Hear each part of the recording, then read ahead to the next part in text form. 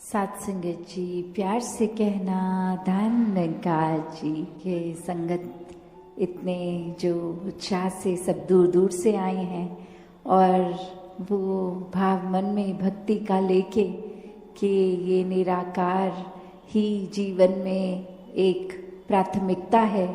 ये परमात्मा चाहे हम किस नाम से भी संबोधित करें, जहाँ जैसे मन में विश्वास आस्था है उस हिसाब से एक धारणाएं जो भी हमेशा ने संतों ने यही समझाया कि ये परमात्मा के ऊपर जीवन को केंद्रित अगर रखना है तो सबसे पहले इस परमात्मा को जानना होगा, इसको देखना होगा हर समय। फिर जब तक सांसें हैं हर समय इसको अपने साक्षात ही देखकर जीवन जीना भक्ति है। और इस भक्ति को अगर तो हम अपनी इच्छाओं पे केंद्रित रखेंगे कि परमात्मा को बस इसलिए ही पूजेंगे क्योंकि परमात्मा ने हमारी सब इच्छाओं को पूरा करना है, तो वाकई में ये भक्ति तो नहीं है। फिर ये बहुत ही स्वार्थ के ऊपर आधारित है। जैसे हमने श्रेणियाँ भी भक्ति में सुनी है कि अर्थार्थी, जिज्ञासु और ज्ञानी। तो बात क्या है कि ये पहले जो दो श्रेणियाँ हैं इसमें वह या भय के कारण भक्ति हो रही है या इच्छाओं के कारण, तो ऐसी श्रेणियों को एक उचित भक्ति की श्रेणी नहीं कहा गया। ये फिर अवस्था जो जिज्ञासु की है कि ये जानने का मन में एक बहुत ही जिज्ञासा कि हम हैं क्या, ये सिर्फ शरीर तो नहीं है, शरीर तो कुछ समय तक का ही। जैसे आज सत्संग में भी सुन रहे थे कि ये परमात्मा से ही उत्पन्न हुआ, ये आत्मा को कुछ सालों के लिए शरीर दिए गए और शरीर बदलते बदलते जब ये मनुष्य के शरीर में आने में फिर वो बात कि जब तक ये श्वासें हैं तब तक ही इस परमात्मा को जाना जा सकता है। और कैसे फिर ये जीते जी ही ब्रह्म ज्ञान लेके जीवन मुक्त होना है ताकि जीते जी ही मुक्ति हो जाए, जीते जी ही इस परमात्मा के अंदर रहें, हर समय रहें, कामकाज अपने सारे करते हुए अपनी किसी भी रिस्पॉन्सिबिलिटी से पीछे ना भागते हुए, तो वो भक्तिमय जीवन है जब हर सांस में परमात्मा का एहसास हो, हर सांस में इसी के अंदर रह रहे हैं, ये विश्वास हो। ये भक्ति फिर इच्छाओं से उठकर ये जिज्ञासिक अवस्था से कि अपनी पहचान करनी है तो ब्रह्म ज्ञान द्वारा ही वो संभव है। और फिर ब्रह्म ज्ञान को जीना है क्योंकि सिर्फ ब्रह्म ज्ञान लेने से ही मुक्ति हो ये तब तक पॉसिबल नहीं जब तक ब्रह्म ज्ञान को जिए नहीं जीवन में। तो ये ज्ञानी अवस्था भक्त की जो श्रेष्ठ अवस्था कही गई है, तो ऐसे ही ज्ञानी होना हर एक के लिए संभव है। और एक ज्ञानी अवस्था आने के लिए सिर्फ और सिर्फ जो त्याग करना है वो अहंकार का, अपने आप के होने का, तभी इस परमात्मा में एक में खो पाएंगे। वरना तो ये अहंकार अगर मन में टिका है तो निराकार मन में नहीं टिक सकता। तो ये परमात्मा को जितना ही मन में हम बसाएंगे उतने ही हमारे अवगुण दूर होते जाएंगे। वरना तो अहंकार में रहेंगे तो यही सोच चलेगी कि हमसे श्रेष्ठ कोई नहीं है, एक हमारे जैसा बल किसी में नहीं है, हमारी सोच, हमारी बुद्धि, कोई भी छोटा सा काम करके अपने आप को ही मन ये सर्वश्रेष्ठ मान लेता है। तो फिर ऐसे अहंकार में रहेंगे तो इस परमात्मा की बनाई हुई रचना जो चाहे मानव रूप में भी कितने अलग अलग हैं, कहीं भी निवास करते हों, अलग अलग जगहों पे, अलग अलग कल्चर पे, तो एक नफरत के कारण वो बन जाते हैं कि इनका खाना पीना रहना हमारे जैसा नहीं है तो ये प्यारे नहीं हैं, हम श्रेष्ठ हैं। तो ऐसे और अनेक और भी भाव आ जाते हैं, चाहे वो जाति पाति का आधार बना लेता है कोई, या और कोई भी कारण बना लेता है नफरत करने का। पर बात तो वही कि जब परमात्मा से प्यार हो जाता है तो इसके बनाए सब बंदों में यही परमात्मा दिखता है, और फिर वो भेदभाव खत्म हो जाता है। सिर्फ प्यार खुद बनकर ये प्यार आगे बांटने का काम होता है। कैसे फिर हर एक में ये जो हम बार बार सुकून की बात आज सत्संग में सुन रहे थे, तो वही बात है कि जब अंधकार का एक धुआं छटेगा तो ही सुकून का सवेरा सामने है। तो ऐसा नहीं है कि सुकून नहीं है, बस ये सुकून की रोशनी से हम दूर तब तक हैं जब तक अंधकार मन में है, और ये अंधकार और किसी का नहीं, हमारे खुद का ही बनाया हुआ है। हमारी ही अपनी सोच है जो गिरावट की ओर लेकर जाती है, वरना तो परमात्मा हमेशा साक्षात हर समय सामने था, है और रहेगा। और ये सिर्फ हम ही हैं जो सूरज की रोशनी होते हुए भी आंखें बंद कर रहे हैं और सत्य मान ही नहीं रहे हैं कि ये रोशनी है। तो ये दिन रात की अगर बात है तो वो फिर भी अगर फिजिकली देखे तो अभी सुबह है, कुछ घंटों में रात हो जाएगी। ये रोशनी और अंधेरे की बात, ये फिर भी कभी सत्य असत्य हो सकती है, पर ये हमेशा का सत्य, ये परमात्मा, ये ही जो कोई परिस्थिति के साथ बदलता नहीं है, कभी ज़्यादा या कम नहीं होता। ये अपनी जगह पे शुरू से कायम दायम है, अभी भी है, पहले भी और आगे भी। ये किसी भी भाग में खंडित नहीं किया जा सकने वाला, कभी समाप्त ना होने वाला। तो इस परमात्मा के साथ जितना एक मन से नाता जोड़ेंगे, मन के सारे विकार दूर होते जाएंगे। ये अहंकार की भी बात कि अहंकार में आता है जब कोई इंसान, तो वो अपने आप में इतना उलझ जाता है, खुद को ही अपने दिमाग में इतना ऊंचा बनाकर कि फिर और कोई नज़र ही नहीं आता। एक दिमाग भी फिर चतुर चालाकियाँ करने लग पड़ता है। जैसे एक उदाहरण, एक कहानी रूप सभी ने बहुत बार सुनी होगी, तो वही कहानी का भी दासी अब आधार लेगी कि एक इंसान जहाँ बहुत ही कला में समर्थ था, एक बिल्कुल ऐसी मूर्ति बनाता था कि लगता था बिल्कुल असली है, और उस इंसान ने बहुत लोगों से कर्जा ले लिया और अब चुकता नहीं हो पा रहा था। और फिर उसको पता था कि एक तिथि के दिन वो कर्जदार जिसका है उसने आके पैसे मांग लेने हैं। तो बहुत दिन पहले ही अपने ही आकार की इतनी सारी मूर्तियां बना ली जो बिल्कुल हूबहू उसी की तरह, और जब वो कर्जा लेने के लिए आए वापस अपना मांगने, तो एक जैसे व्यक्ति इतने सारे एक कमरे में दिखे, तो बात वही कि वो खुद भी मूर्ति की तरह एक स्थिर होके एक जगह खड़ा हो गया, एक पोज बना के, और बाकी मूर्तियां तो वैसे ही अजीवित, वैसे ही अपनी एक ही आकार में। तो अब वो इंसान जो अपने पैसे लेने आया, वो देख के इतना शक कि अब मैं लूँ भी तो किससे, और एक एक को छू कर हिलाकर बात करूँगा तो समय भी इतना लग जाएगा, तो इतनी सारी मूर्तियों में कैसे मैं असली को पहचानूँ। और सभी इतनी असली लग रही कि पता ही नहीं कि कौन असली है कौन नकली है। इतनी सही एक्यूरेट वो मूर्ति बन गई। और अब वो इंसान कुछ सोचता है कि आज तो पैसे लेने ही हैं, तो एक तरकीब निकाली जाए।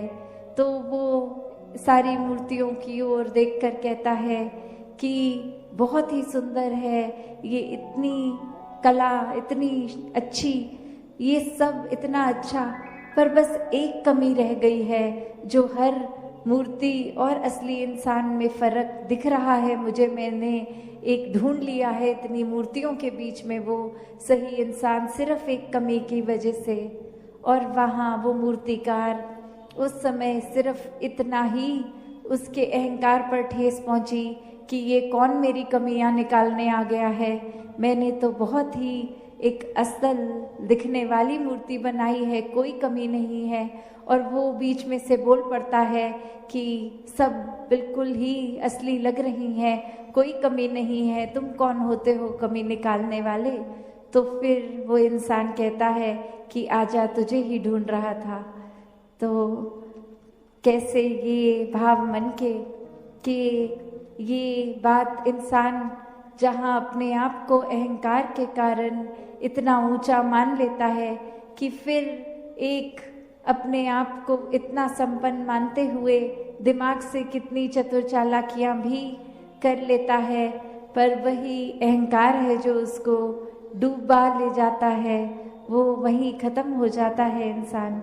तो कैसे जहाँ वही बात कि ये उदाहरण में तो चलो वो एक घटना की तरह, पर हम अपने जीवन में कितनी बार ऐसा कर लेते हैं, छोटी छोटी चीज़ें भी, कि अगर घर में किसी दिन खाना बना लिया तो घर वालों को ही खिलाया और किसी ने छोटी छोटी कमी निकाल दी, नमक कम है या कुछ भी, तो कैसे वो मन पे ठेस पहुंच जाती है।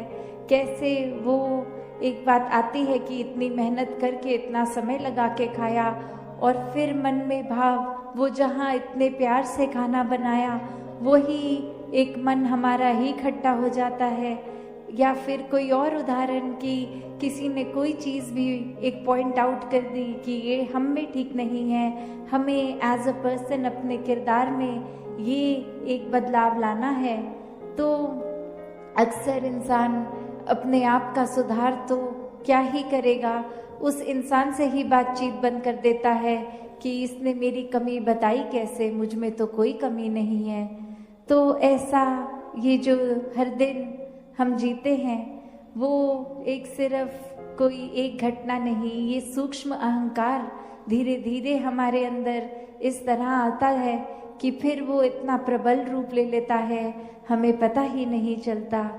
तो संतों ने हमेशा से चेतन किया है, ये चेतावनी दी है कि जीवन को मानवीय गुणों से जीना है, समर्पित भाव हो के दिल में एक अहंकार का वास ना करते हुए प्यार को ही बस मन में बसा के जीना है।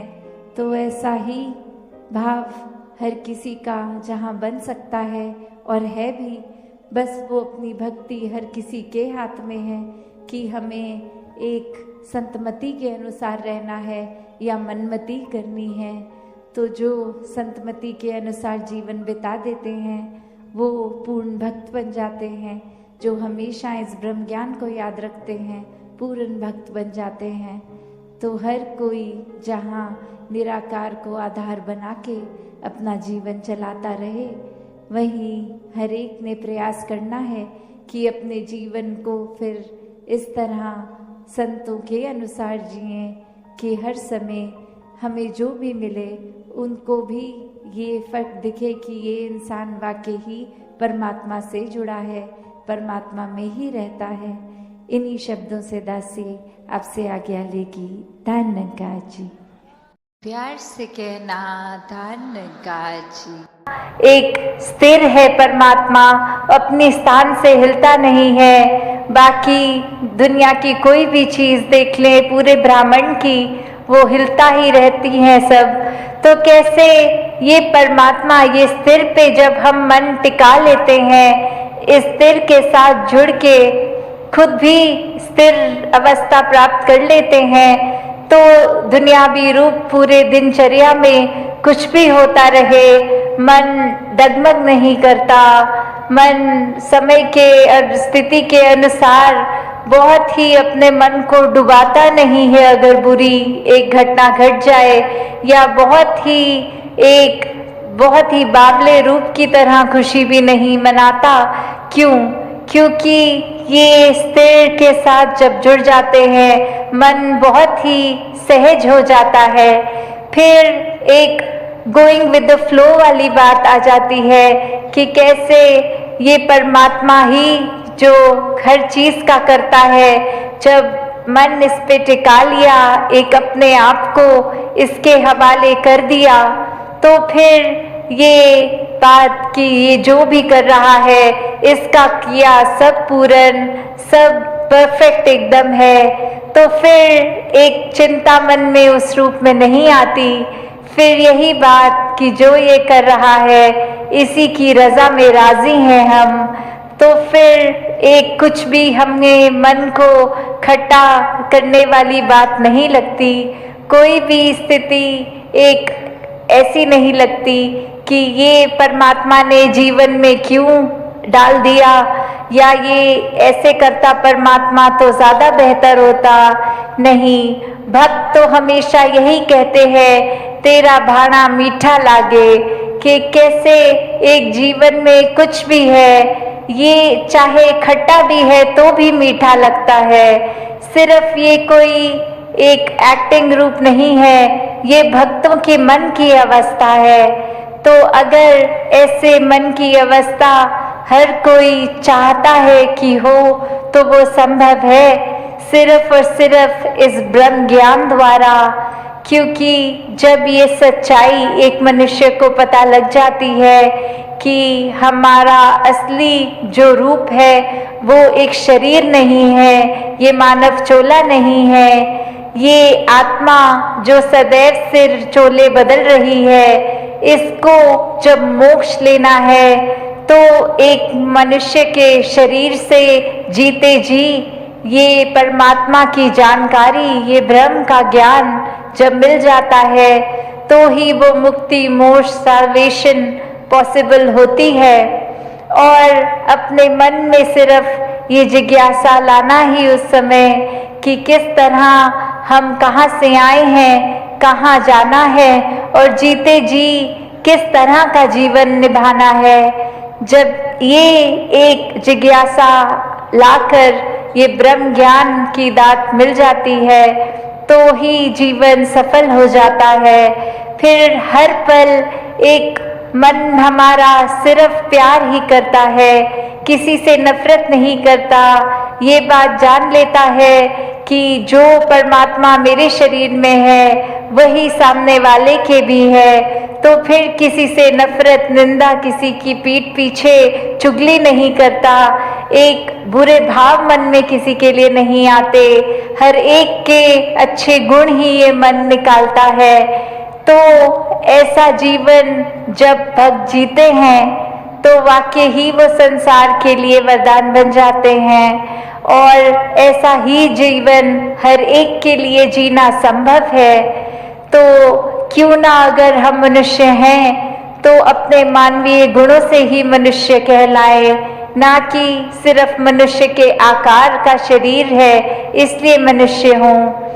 तो जब आज जैसे बात भी की जाती है कि आज वर्ल्ड एनवायरनमेंट डे है, किस तरह ये प्रकृति को भी, जो इस कादर की कुदरत है, इसको भी हर एक ने जहाँ निखारते चले जाना है।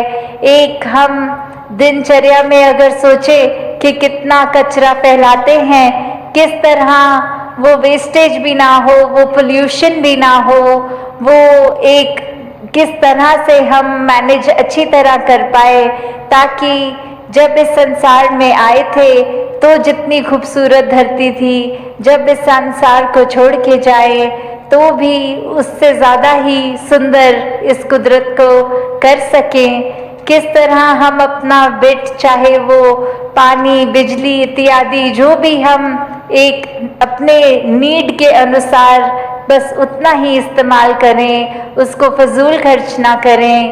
कैसे एक बात हमेशा जो आज भी सत्संग में महापुरुषों ने दोहराई थी कि ये मिशन का स्लोगन भी कि प्रदूषण मन के अंदर हो या बाहर हो, दोनों ही हानिकारक है।